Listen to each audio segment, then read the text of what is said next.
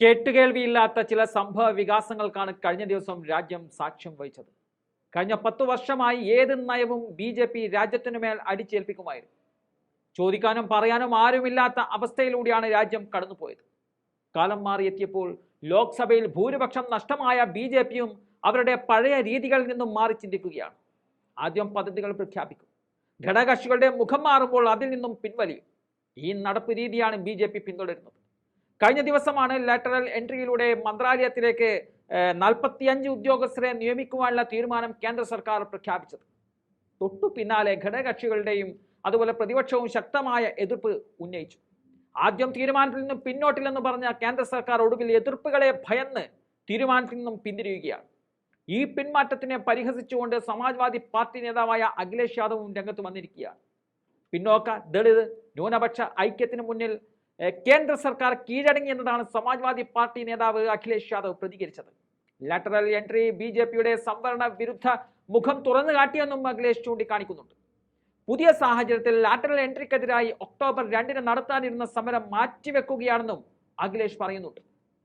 BJPക്കെതിരെ അഖിലേഷ് തുറന്ന യുദ്ധം പ്രഖ്യാപിച്ചതിന് പിന്നാലെയാണ് കേന്ദ്ര സർക്കാർ പദ്ധതിയിൽ നിന്നും മലക്കം മറിച്ചത്. ഉത്തർപ്രദേശിലെ സാധാരണ ജനങ്ങൾ ഇപ്പോഴും BJPയിൽ നിന്ന് സ്വാതന്ത്ര്യം ആഗ്രഹിക്കുന്നുവെന്നും വരുന്ന നിയമസഭാ തെരഞ്ഞെടുപ്പിൽ ജനങ്ങൾ അത് സാധിച്ചെടുക്കുമെന്നും അഖിലേഷ് യാദവ് കൂട്ടിച്ചേർക്കുകയും ചെയ്യുന്നുണ്ട്. ലാറ്ററൽ എൻട്രി പോലുള്ള ഗൂഢാലോചനകൾ BJP തുടങ്ങുമ്പോഴേക്കും പ്രതിപക്ഷം ശക്തമായി രംഗത്തെത്തുന്നതും പതിവ് കാഴ്ചയാണ്. രാഹുൽ ഗാന്ധിയും അഖിലേഷ് യാദവും ഒറ്റക്കെട്ടായി നിന്നുകൊണ്ടാണ് BJPയുടെ ഇത്തരം നീക്കങ്ങളെ എതിർക്കുന്നത്. ഇതിനു പിന്നാലെ TDPയിലെയോ JDUവിലെയോ നേതാക്കൾ കൂടി എതിർക്കുന്നതോടെ പ്രഖ്യാപിച്ച പദ്ധതികളിൽ നിന്നും കേന്ദ്ര സർക്കാർ പിന്നിലേക്ക് പോകുന്നതും പതിവാണ്. BJPയുടെ ലാറ്ററൽ എൻട്രി പോലുള്ള ഗൂഢാലോചനകളെ തങ്ങൾ എന്ത് വില കൊടുത്തും പരാജയപ്പെടുത്തും. ലാറ്ററൽ എൻട്രി വിവാദമായതിനു പിന്നാലെ രാഹുൽ ഗാന്ധി പറഞ്ഞ വാക്കുകളാണിത്.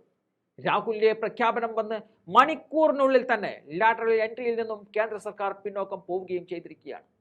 കഴിഞ്ഞ ദിവസമായിരുന്നു ലാറ്ററൽ എൻട്രി വഴി സ്വകാര്യ മേഖലയിൽ നിന്നും ഉദ്യോഗസ്ഥരെ നിയമിക്കുന്നതിനുള്ള പരസ്യം പിൻവലിക്കാൻ കേന്ദ്രമന്ത്രി ജിതേന്ദ്ര സിംഗ് UPSCയോട് ആവശ്യപ്പെട്ടത്. ഇക്കാര്യം ചൂണ്ടിക്കാട്ടി UPSC അധ്യക്ഷന് കേന്ദ്രമന്ത്രി നൽകിയ കത്ത് പുറത്തായതോടെയാണ് BJP സർക്കാരിന്റെ പിന്മാറ്റം പുറത്തു വന്നത്. ഇനിയും ജനദ്രോഹ നടപടികൾ തുടരാനാണ് ശീലമെങ്കിൽ സമാന രീതിയിലുള്ള യൂട്ടേൺ അടികൾ കേന്ദ്ര സർക്കാരിൽ നിന്നും ഉണ്ടാകുമെന്നും ഇല്ലെങ്കിൽ യൂട്ടേൺ അടിപ്പിക്കുമെന്നുള്ള മുന്നറിയിപ്പാണ് അഖിലേഷ് യാദവ് നൽകുന്നത്.